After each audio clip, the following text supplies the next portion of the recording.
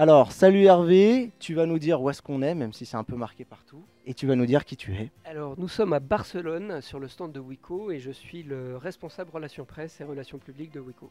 Bon, bah on est avec Wiko aujourd'hui. Wiko qui a fait une belle annonce, bien rythmée avec du son et tout. C'était vraiment top.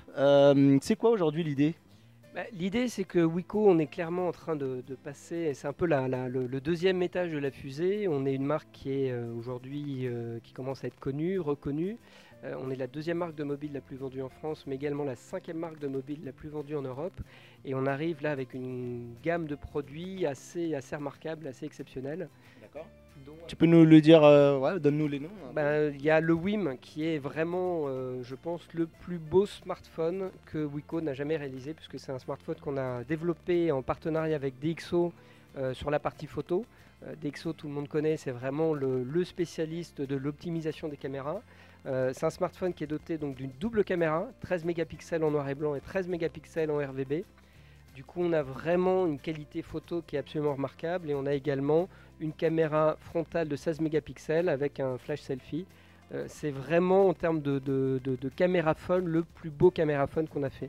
Il y a DxO mais également Qualcomm qui a été un partenaire très en amont dans la phase de développement du produit et on est vraiment super fiers parce qu'on est la première marque à avoir développé avec Qualcomm ce type de téléphone sur un Qualcomm Série 6, ce qui nous permet d'être assez agressif en termes de prix parce qu'on est quand même là sur un niveau de prix en dessous de 400 euros à 399 euros pour un caméraphone qui est remarquable, qui fait de la captation vidéo en 4K. Et on a également un partenariat avec Vidence qui nous a permis vraiment d'avoir un stabilisateur en termes de captation vidéo qui est vraiment remarquable. En gros, l'idée, quand j'ai discuté un petit peu avec les gens de la marque, on sent qu'il y a une véritable envie de casser l'image du Wiko à petit prix, et qu'il y a une envie d'émancipation et d'être pris au sérieux, quoi. Game changer, comme vous dites. Donc, est-ce que ça y est, vous êtes en train de changer, pour vous, vous avez amorcé le changement et monté en gamme, en fait? Alors il y a une vraie montée en gamme, c'est vrai que quand on a démarré l'aventure Wiko, c'était en 2011, tout le monde nous a pris pour de fada, on a dit une marque marseillaise qui va se lancer sur le marché de la téléphonie mobile, personne n'y croyait. L'année 2011, on vendait le premier mois à peu près 110 téléphones par mois. On vendait que des feature phones. Dès 2012, on est arrivé sur le marché des smartphones avec Android, qui est notre partenaire historique et qui nous a remis un prix aujourd'hui, puisqu'on est l'un des 8 partenaires les plus importants aujourd'hui avec Android sur la zone Europe, Moyen-Orient et Afrique. Et on arrive véritablement avec des niveaux de produits et à des niveaux de prix, parce que c'est vraiment ça l'ADN de Wiko, c'est rendre la technologie la plus accessible au plus grand nombre, et c'est je pense une ADN qu'on partage avec Google. Alors, l'année qui a précédé, on était beaucoup sur les gammes Ufil et tout ça, avec tu sais, la partie empreinte digitale. Il y avait tout un truc autour de ça, avec la possibilité de faire avec plusieurs doigts, de bloquer des applications. Il y avait une vraie envie de garder un petit peu les choses privées qu'on a sur son appareil. Là, cette année 2017, le focus, je pense qu'il va changer, c'est normal. On entend beaucoup parler de photos, Caméra. voilà, de Qualcomm. C'est quoi en fait pour vous l'étape de 2017? C'est sur quoi que Wiko va un petit peu exprimer son message sur ses produits?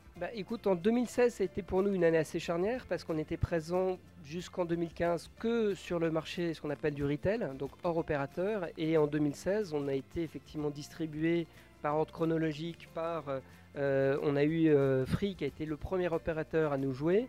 On a eu ensuite Bouygues Télécom, ensuite SFR, et depuis le mois d'octobre 2016, on est présent également chez Orange. Donc on est vraiment présent aujourd'hui chez tous les opérateurs et chez tous les spécialistes, que ce soit Darty, Fnac et compagnie. Donc on est vraiment passé une étape au-dessus. On connaît les contraintes opérateurs en termes de cahier des charges, en termes d'audit. Donc ça nous a aussi permis de, même si on avait des produits qui étaient très très bons, de monter encore en qualité.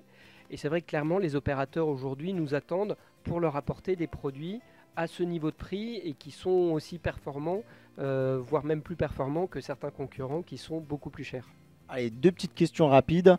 On a une version light, hein, parce que vous, mine de rien, vous voulez quand même monter en gamme, machin, mais vous voulez pas oublier votre cœur de cible des gens qui peuvent pas non plus mettre 500, 600 euros dans un téléphone, voire même 400. Alors c'est très important ce que tu viens de dire parce que le fondateur Laurent Dahan de l'entreprise et Michel Assadorian, notre CEO, pour eux c'est vraiment fondamental de ne pas oublier d'où on vient. Et c'est vrai qu'on a commencé à démocratiser l'univers de la téléphonie et des smartphones avec une gamme de prix qui allait jusqu'à présent de 59 à 249 euros. Aujourd'hui, on veut toujours continuer à faire des smartphones à 59 euros, mais monter jusqu'à 399. Et tous les smartphones qu'on a développés avec nos partenaires, comme DxO, comme Qualcomm, comme Vidance, comme Google, ça ressurgit sur l'ensemble de la gamme. C'est-à-dire que toute la gamme, quelque part, bénéficie de ces modèles premium.